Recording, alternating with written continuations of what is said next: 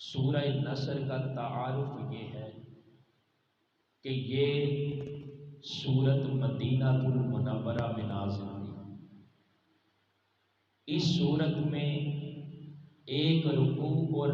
3 آیتیں ہیں، اور نصر کہتے ہیں مدد کو۔ اللہ رب العزت کی مدد کو نصر کہتے ہیں، چونکہ اس سورت کے اندر پہلی آیت میں اذا جاء نصر اللہ، وہ جو نصر کا لفظ آیا ہے اسی مناسبت سے اس سورت کا نام بھی سورہ نصر رکھا گیا۔ اس کا ترجمہ کیا ہے؟ فرمایا اذا جاء نصر اللہ والفتح، جب اللہ کی مدد اور نصرت، جب اللہ کی مدد و نصرت اور فتح آئی، وَرَأَيْتَ النَّاسَ يَدْخُلُونَ فِي دِينِ اللَّهِ أَفْوَاجًا، جب اللہ کی مدد اور نصرت آتی ہے تو پھر آپ دیکھو کہ لوگ جوک در جوک، فوج در فوج، گروہ در گروہ وہ دین اسلام میں داخل ہوتے ہیں۔ جب اللہ کی مدد اور فتح آتی ہے تو لوگ پھر جوک در جوک دین اسلام کو قبول کرتے ہیں۔ پھر آگے فرمایا فَسَبِّحْ بِحَمْدِ رَبِّكَ وَاسْتَغْفِرْ، تو اپنے رب کی ثنا کرتے ہوئے اس کی پاکی بولو، وَاسْتَغْفِرْهُ، اور اس سے مغفرت طلب کرو، إِنَّهُ كَانَ تَوَّابًا، بے شک وہ بہت زیادہ توبہ کو قبول کرنے والا ہے۔ یہ سورت اور اس کا ترجمہ ہے۔ اب دوستان محترم، اس سورت میں جو فرمایا کہ جب اللہ کی مدد اور نصرت آتی ہے تو اس سے مراد جو مفسرین نے لیا ہے وہ فتح مکہ لیا ہے، یعنی جب آقا کریم علیہ السلام کو مکہ المکرمہ سے ہجرت کر کے مدینہ المنورہ جانا پڑا، اور پھر جب واپس مکہ المکرمہ میں آئے ہیں تو ایک فاتح کی حیثیت سے داخل ہوئے ہیں، یعنی وہ جو مکہ فتح ہوا ہے وہ اللہ کی مدد اور نصرت کے ساتھ ہوا ہے۔ جب اللہ کی مدد اور نصرت آتی ہے اور آقا کریم علیہ السلام فاتح مکہ کی حیثیت سے مکہ المکرمہ میں داخل ہوتے ہیں تو لوگ جوک در جوک پھر دین اسلام کو قبول کرتے ہیں۔ وہ جو بڑے بڑے مخالفین تھے اسلام کے، جو دین اسلام کے خلاف پروپیگنڈا کرتے تھے، آقا کریم علیہ السلام کو دکھ اور تکلیف پہنچانے کی کوشش کرتے تھے، وہ بھی دین اسلام کو قبول کرنے والے بن گئے۔ اور یہ کیسے ہوا؟ یہ اللہ کی مدد اور نصرت کے ساتھ ہوا، اور اللہ کے محبوب علیہ السلام کی کوشش سے ہوا۔ تو دوستان محترم، اللہ کی مدد اور نصرت کے لیے ایک چیز ضروری ہے، وہ ہے کوشش کرنا۔ جب اللہ کے محبوب علیہ السلام نے دین اسلام کی تبلیغ کی ہے، لوگوں کو دعوت دی ہے، تو وہ آقا کریم علیہ السلام نے کوشش کی ہے، اور اس کوشش کی وجہ سے اللہ رب العزت کی مدد اور نصرت نازل ہوتی ہے، اور لوگ جوک در جوک دین اسلام کو قبول کرتے ہیں۔ اگر بندہ یہ کہے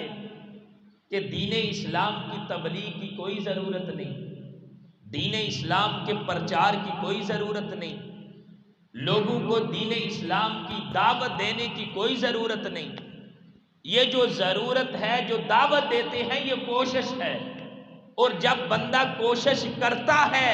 تو پھر لوگ دین اسلام کو قبول کرتے ہیں۔ آج دین اسلام کی ترویج اور اشاعت کے لیے جتنی بھی جماعتیں ہیں، تنظیمیں ہیں، جو تبلیغ کرتے ہیں، وہ سارے کوشش کرتے ہیں، اور ان کی کوشش کی وجہ سے اللہ رب العزت کی مدد اور نصرت نازل ہوتی ہے،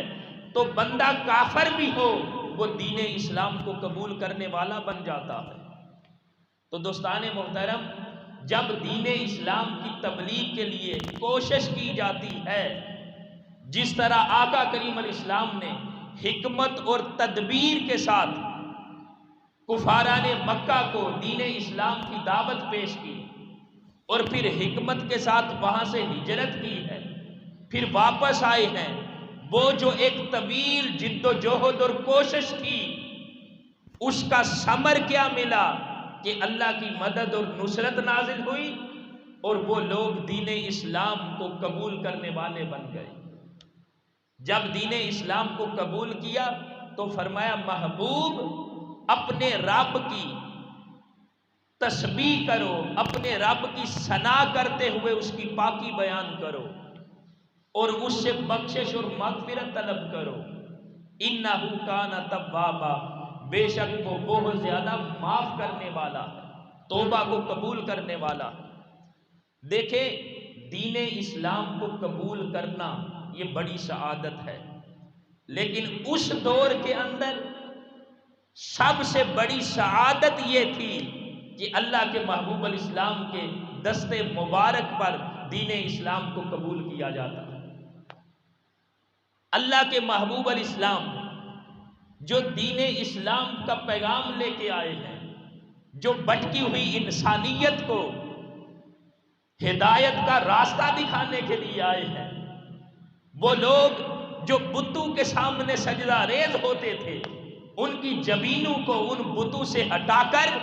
ایک وحدہ لا شریک کے سامنے جھکانے کے لیے آئے ہیں۔ سعادت تو یہ تھی کہ وہ محبوب جس نے دین اسلام کا پیغام دیا ہے، اس محبوب کے ہاتھ پر وہ دین اسلام کو قبول کر رہے ہیں، اور جوک در جوک دین اسلام میں داخل ہو رہے ہیں۔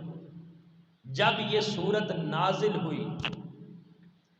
تو حضرت عمر فاروق رضی اللہ تعالیٰ عنہ اس صورت کی وجہ سے جب نازل ہوئی تو آپ نے رونا شروع کر دیا،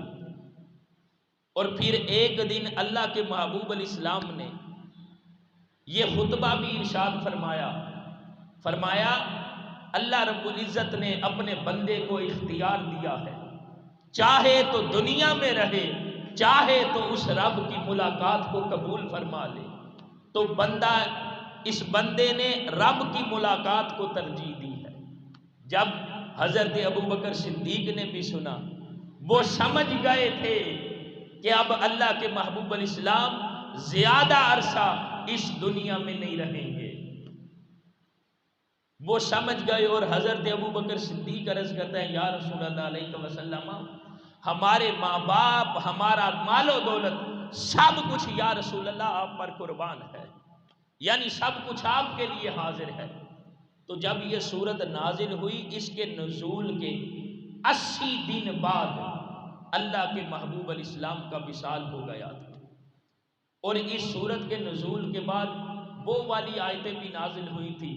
الیوم اکملت لکم دینکم واتممت علیکم نعمتی ورضیت لکم الاسلام دینا،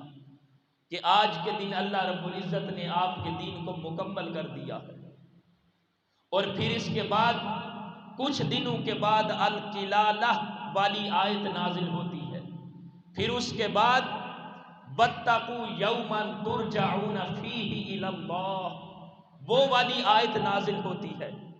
اور ان آیتوں کے نزول کے تقریباً 21 دن بعد اللہ کے محبوب علیہ السلام کا وصال ہو جاتا ہے، اور وہ جو سورہ نصر ہے اس کے نزول کے 80 دن بعد اللہ کے محبوب علیہ السلام کا اس ظاہری دنیا سے وصال ہو جاتا ہے۔ تو وہ صحابہ کرام، آج ہم بھی قرآن پڑھتے ہیں نا، آج ہم بھی قرآن کھولتے ہیں، لیکن ہم صرف ثواب کے لیے پڑھتے ہیں، ہم صرف اجر کے لیے پڑھتے ہیں، کبھی ہم قرآن کو سمجھنے کے لیے بھی پڑھیں۔ دیکھیں جب وہ سورت نازل ہوئی وہ صحابہ کرام جو قرآن کو سمجھنے والے تھے، اس سورت کے نزول پر ہی سمجھ گئے تھے کہ اب اللہ کے محبوب علیہ السلام اس دنیا میں زیادہ دیر حیات نہیں رہیں گے۔ اللہ رب العزت مجھے اور آپ کو قرآن مجید کی سمجھ بوجھ عطا فرمائے اور اس کو سمجھ کر اس پر عمل کرنے کی توفیق عطا فرمائے۔ وَمَا عَلَيْنَا إِلَّا الْبَلَاغُ الْمُبِينُ۔